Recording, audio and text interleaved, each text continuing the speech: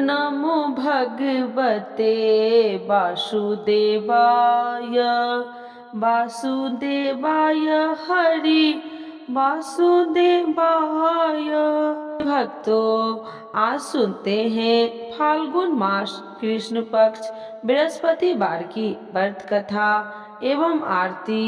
तो एक बार बोलिए प्रेम से विष्णु भगवान की जय, लक्ष्मी माता की जय। भारतवर्ष में एक प्रतापी और दानी राजा राज्य करता था। वह नित्य गरीबों और ब्राह्मणों की सहायता करता था। यह बात उसकी रानी को अच्छी नहीं लगती थी। वह न ही गरीब को दान देती और न ही भगवान का पूजन करती थी और राजा को भी दान देने से मना किया करती थी। एक दिन राजा शिकार खेलने वन को गए हुए थे तो रानी महल में अकेली थी। उसी समय बृहस्पति देव साधु भेष में राजा की महल में भिक्षा के लिए गए और भिक्षा मांगी। रानी ने भिक्षा देने से इनकार कर दिया और कहा, हे साधु महाराज, मैं तो दान पुण्य से तंग आ गई हूँ। मेरा पति सारा धन लुटाते रहते हैं। मेरी इच्छा है कि हमारा धन नष्ट हो जाए, फिर न रहेगा बांस, न बजेगी बांसुरी। साधु ने कहा, देवी तुम बड़ी विचित्र हो। धन संतान तो सभी चाहते हैं, पुत्र और लक्ष्मी तो पापी के घर भी होने चाहिए। यदि तुम्हारे पास अधिक धन है तो भूखे को भोजन दो, प्यासों के लिए प्याऊ बनाओ, मुसाफिरों के लिए धर्मशाले खुलवाओ। जो निर्धन अपनी कुमारी कन्याओं का विवाह नहीं कर सकते हैं, उनका विवाह करा दो। ऐसे और कई काम है जिनके करने से तुम्हारा यश लोक परलोक में फैलेगा। परंतु रानी पर उपदेश का कोई प्रभाव न पड़ा। वह बोली, महाराज आप मुझे कुछ न समझाए। मैं ऐसा धन नहीं चाहती हूँ जो हर जगह बांटती फिरूं। साधु ने उत्तर दिया, यदि तुम्हारी ऐसी इच्छा है तो तथास्तु। तुम ऐसा करना कि बृहस्पतिवार को घर लीपकर पीली मिट्टी से अपना सिर धोकर स्नान करना, भट्ठी चढ़ाकर कपड़े धोना। ऐसा करने से आपका सारा धन नष्ट हो जाएगा। इतना कहकर वह साधु महाराज वहाँ से आलोप हो गए। साधु के अनुसार कही बातों को पूरा करते हुए रानी को केवल 3 बृहस्पतिवार ही बीते थे कि उसकी समस्त धन संपत्ति नष्ट हो गई। भोजन के लिए राजा का परिवार तरसने लगा। तब एक दिन राजा ने रानी से बोला कि रानी तुम यहीं रहो, मैं दूसरे देश को जाता हूँ, क्योंकि यहाँ पर सभी लोग मुझे जानते हैं, इसीलिए मैं कोई छोटा कार्य नहीं कर सकता। ऐसा कहकर राजा परदेश चला गया। वहाँ वह जंगल से लकड़ी काट कर लाता और शहर में बेचता।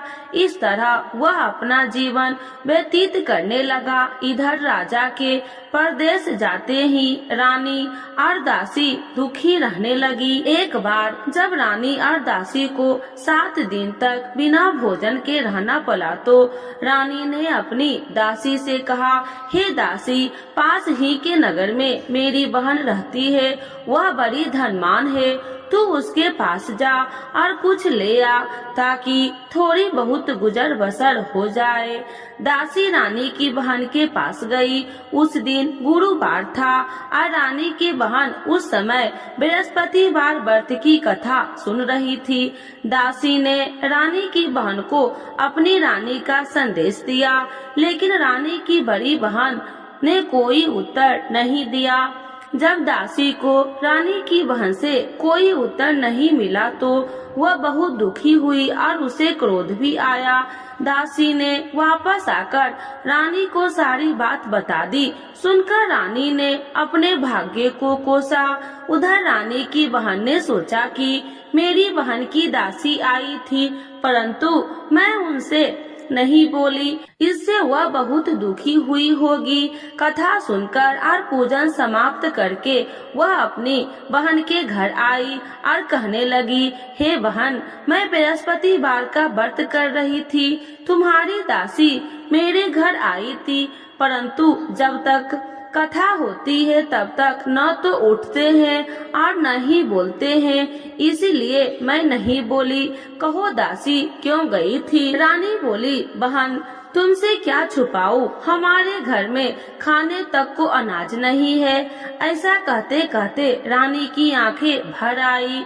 उसने दासी समेत पिछले 7 दिनों से भूखे रहने तक की बात अपनी बहन को विस्तार पूर्वक सुना दी। रानी की बहन बोली, देखो बहन, भगवान बृहस्पति देव सबकी मनोकामनाओं को पूर्ण करते हैं। देखो, शायद तुम्हारे घर में अनाज रखा हो।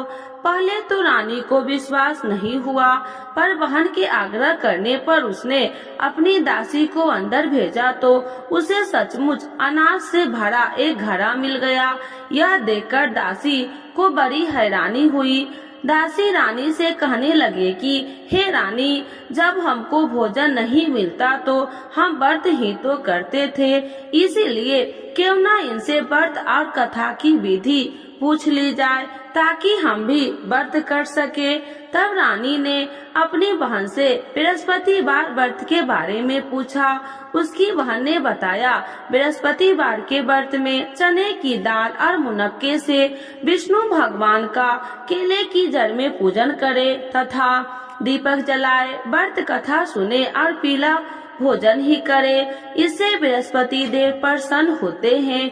व्रत और पूजन विधि बताकर रानी की बहन अपने घर को लौट गई। 7 दिन के बाद जब गुरुवार आया तो रानी और दासी ने व्रत रखा। घुड़साल में जाकर चना और गुड़ लेकर आई।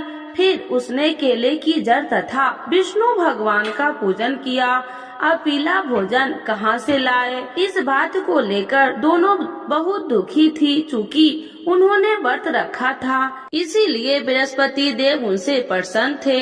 इसीलिए वे एक साधारण व्यक्ति का रूप धारण कर दोनों थालों में सुंदर पीला भोजन दासी को दे गए। भोजन पाकर दासी प्रसन्न हुई और फिर रानी के साथ मिलकर भोजन ग्रहण किया। के बाद वे सभी गुरुवार को व्रत और पूजन करने लगी। बृहस्पति भगवान की कृपा से उनके पास फिर से धन संपत्ति आ गई, परंतु रानी फिर से पहले की तरह आलस करने लगी। तब दासी बोली, देखो रानी, तुम पहले भी इसी प्रकार आलस करती थी। तुम्हें धन रखने में कष्ट होता था, इस कारण सभी धन नष्ट हो गए और अब भगवान बृहस्पति देव की कृपा से धन मिला है तो तुम्हें फिर से आलस होता है। रानी को समझाते हुए दासी कहती है कि बड़ी मुसीबतों के बाद हमने यह धन पाया है, इसीलिए हमें दान पुण्य करना चाहिए। भूखे मनुष्य को भोजन करवाना चाहिए और धन को शुभ कार्यों में खर्च करना चाहिए, जिससे तुम्हारे कुल का यश बढ़ेगा, स्वर्ग की प्राप्ति होगी, पितृ प्रसन्न होंगे। दासी की बात मानकर रानी अपनी धन शुभ कार्यों में खर्च करने लगी, जिससे पूरे नगर में उसका यश फैलने लगा। एक दिन राजा दुखी होकर जंगल में एक पेड़ के नीचे आसन जमा कर बैठ गया। वह अपनी दशा को याद करके व्याकुल होने लगा। बृहस्पतिवार का दिन था। एकाएक उसने देखा कि निर्जल वन में एक साधु प्रकट हुए। वह साधु भेष में स्वयं बृहस्पति देवता थे। लकड़हारे के सामने आकर बोले, हे लकड़हारे, इस सुनसान जंगल में तू चिंता मग्न क्यों बैठा है?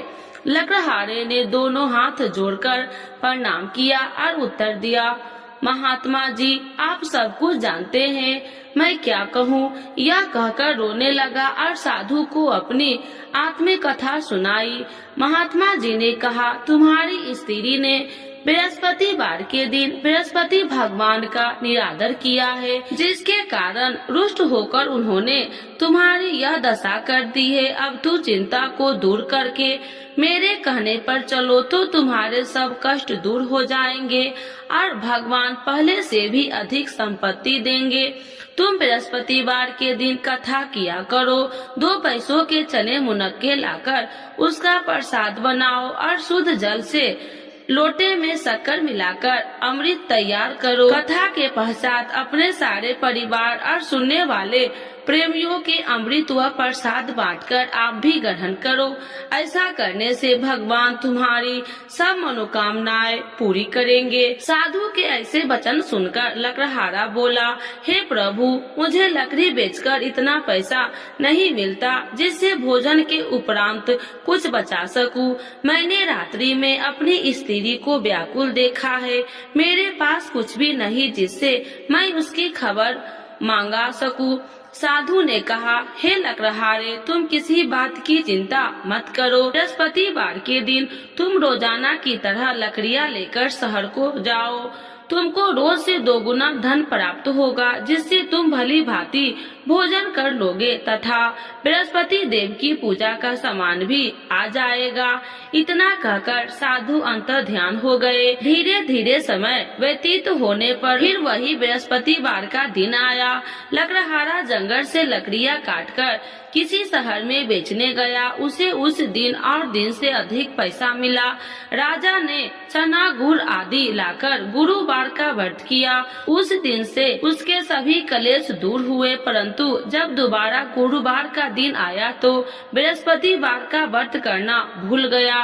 इस कारण बृहस्पति देव भगवान नाराज हो गए। उस दिन उस नगर के राजा ने विशाल यज्ञ का आयोजन किया तथा शहर में यह घोषणा करा दी कि कोई भी मनुष्य अपने घर में भोजन न बनावे, न आग जलावे। समस्त जनता मेरे यहाँ भोजन करने आवे।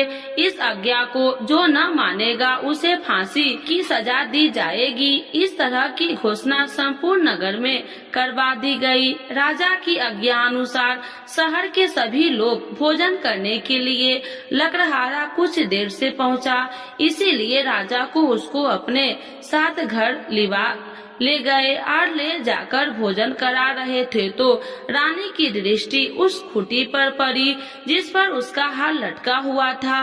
वह वहाँ पर दिखाई नहीं दिया। रानी ने निश्चय किया कि मेरा हार इस मनुष्य ने चुरा लिया है।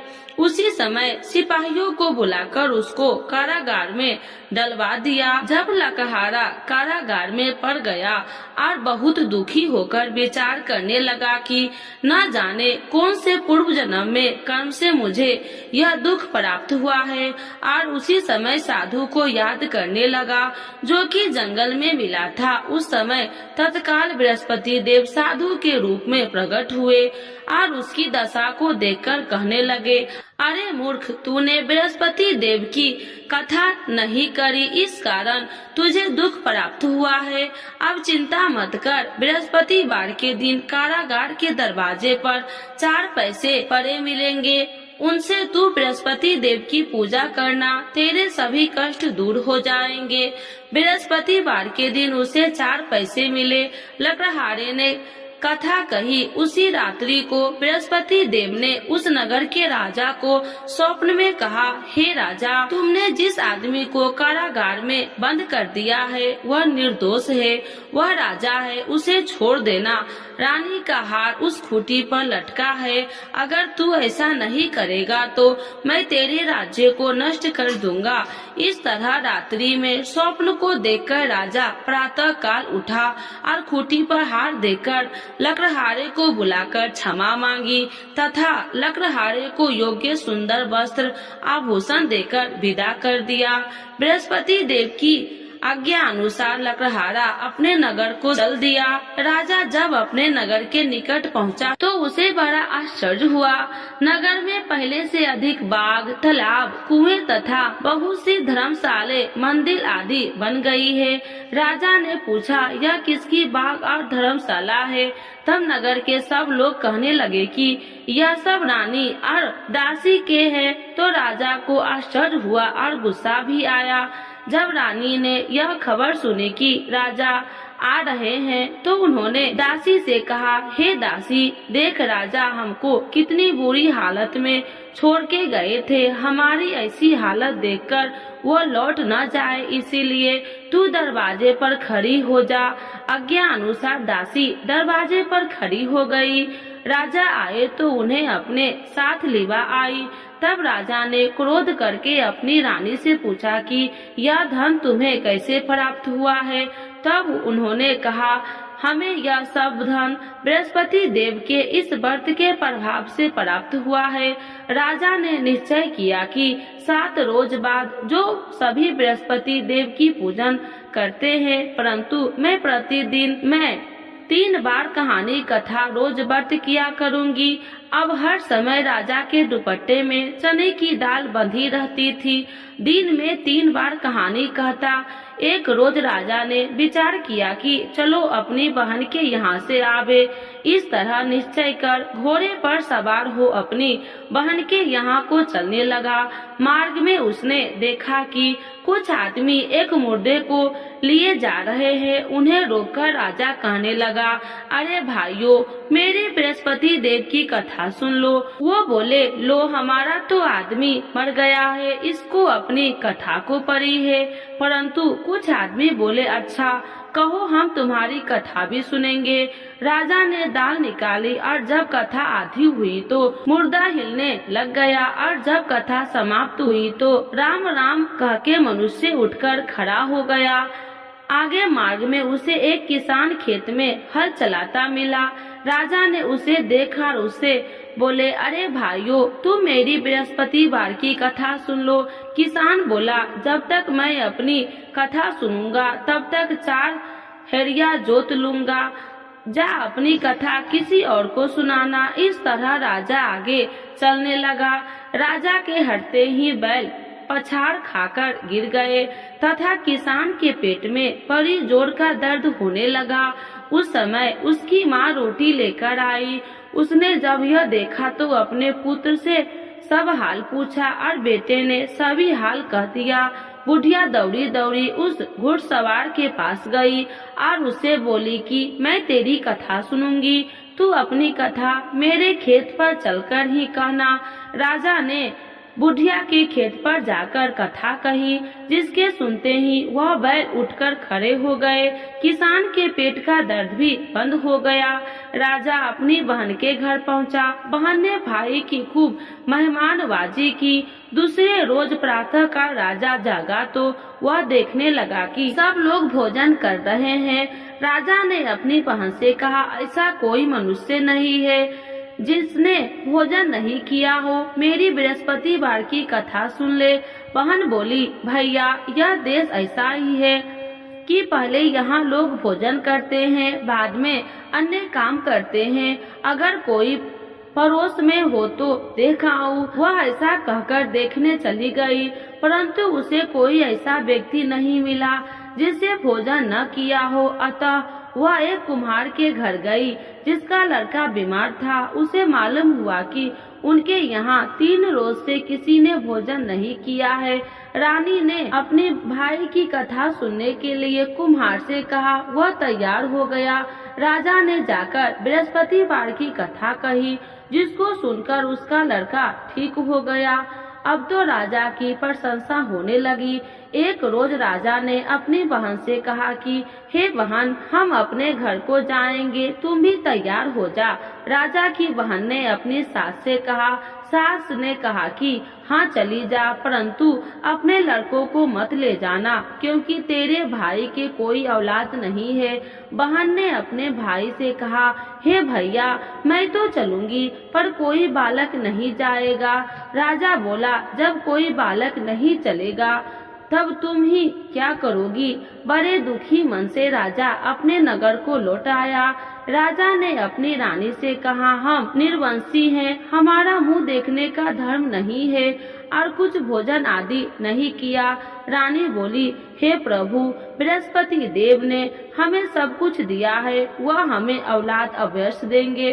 उसी रात को बृहस्पति देव ने राजा से स्वप्न में कहा कि हे राजा, उठ, सभी सोच त्याग दे, तेरी रानी गर्भ से है। राजा की यह बात सुनकर बड़ी खुशी हुई। 9वें महीने में उसके गर्भ से एक सुंदर पुत्र पैदा हुआ। तब राजा बोली, हे रानी, स्त्री बिना भोजन के रह सकती है, पर बिना कहे नहीं रह सकती। जब मेरी बहन आवे तो तुम उससे कुछ कहना मत। रानी ने सुनकर हाँ कर दी। जब रानी की बहन ने यह शुभ समाचार सुना तो बहुत खुश हुई तथा बधाई लेकर अपने भाई की यहाँ आई। तभी रानी ने कहा, घोड़ा चढ़कर तो नहीं आई, गधा चढ़कर आई। राजा की बहन बोली, भाभी, मैं तो इस प्रकार न कहती तो तुम्हें औलाद कैसे मिलती। बृहस्पति देव ऐसे ही है, जैसे जिसके मन में कामनाएं हैं सभी को पूर्ण करते हैं। जो श्रद्धा पूर्वक बृहस्पतिवार का व्रत करता है एवं कथा पढ़ता है अथवा सुनता है, दूसरों को सुनाता है, बृहस्पति देव उसकी सभी मनोकामनाओं को पूर्ण करते हैं। तो एक बार बोलिए प्रेम से, विष्णु भगवान की जय, लक्ष्मी माता की जय। आरती श्री बृहस्पति देव की। ओम जय बृहस्पति देवा, जय बृहस्पति देवा, छिन छिन भोग लगाऊं, कदली फल मेवा। ओम जय बृहस्पति देवा, तुम पूरन परमात्मा, तुम अंतर्यामी, स्वामी तुम अंतर्यामी, जगत पिता जगदीश्वर, जगत पिता जगदीश्वर, तुम सबके स्वामी। ओम जय बृहस्पति देवा, चरणामृत निज निर्मल, सभी पातकी हरिता, स्वामी सभी पातकी हरिता, सकल मनोरथ दायकी, सकल मनोरथ दायकी, कृपा करो भरिता।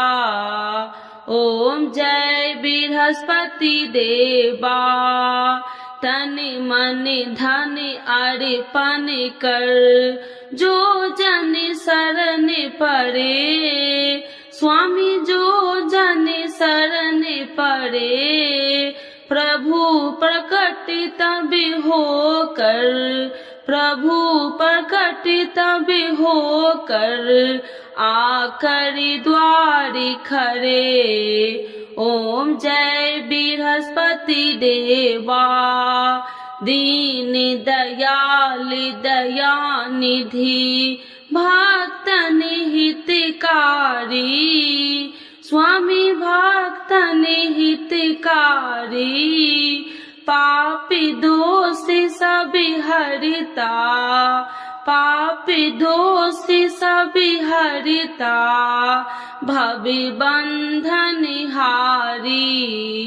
ओम जय बृहस्पति देवा, सकल मनोरथ दायकी, सब संशय तारो, स्वामी सब संशय तारो, विषय विकार मिटाओ, विषय विकार मिटाओ, संतन सुखकारी। ओम जय बृहस्पति देवा, जो कोई आरती तेरी प्रेम सहित गावे, स्वामी प्रेम सहित गावे, ज्येष्ठानंद बंद सो, ज्येष्ठानंद बंद सो निश्चय पावे। ओम जय बृहस्पति देवा, स्वामी जय बृहस्पति देवा। तो एक बार बोलिए प्रेम से बृहस्पति देवता की जय। विष्णु भगवान की जय। लक्ष्मी माता की जय। सर्व देवी देवताओं की जय।